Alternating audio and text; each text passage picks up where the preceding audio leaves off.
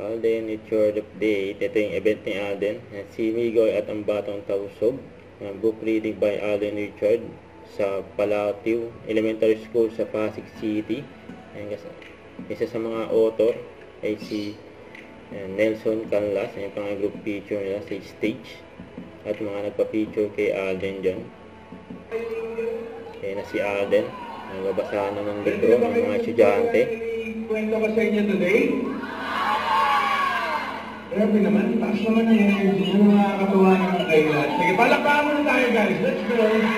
Let's go.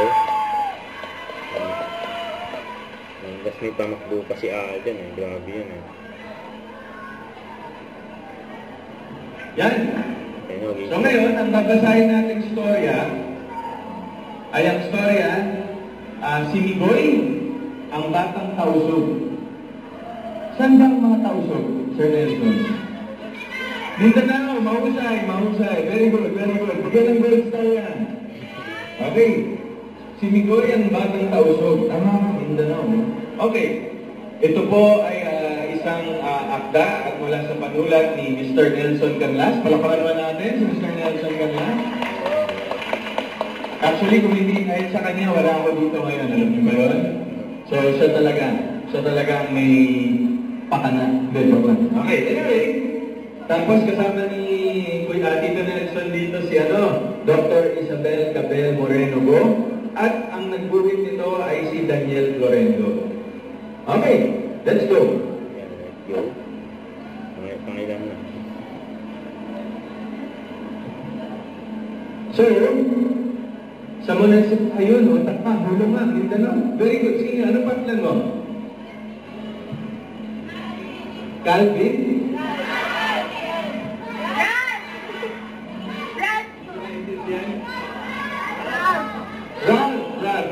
Good job. Tama. So sa munisipalidad ng Jolo, sa lalawigan ng Sulu, sa katimugang bahagi ng Pilipinas,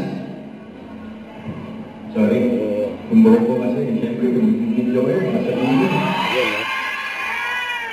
Anyway,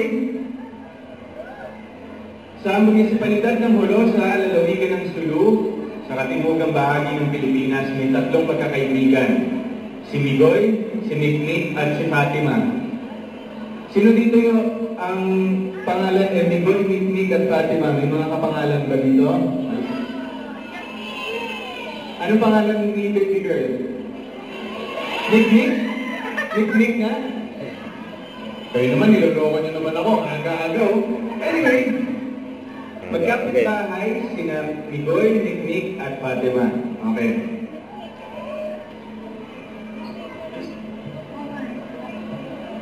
Tuwing umaga, magkakasama naglalakad papuntang eskwela sina Migoy, Mikmik, at Fatima. Sabi ni Migoy, Mikmik, Fatima, halika na, Lunes ngayon. Thank you naman talaga. Sabi niya, Mikmik, Fatima, halika na, Lunes ngayon. Hindi tayo dapat maliit kasi may flag ceremony. Siyempre, flag ceremony. Araw-araw ba kayo nagpa-flag ceremony dito mga every Monday?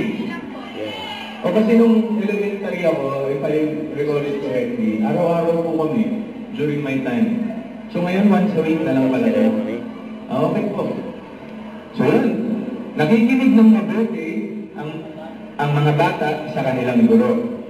Nakikita nyo naman, di ba kaya ganyan yung buhos ng teacher? Kasi nga sa Mindanao, ang mga Islam sila. Tama? Mga Islam, mga Muslim. Don't forget, subscribe and click the notification bell for more updates. This is Victor Reaction Live. Stay tuned for more videos. See ya.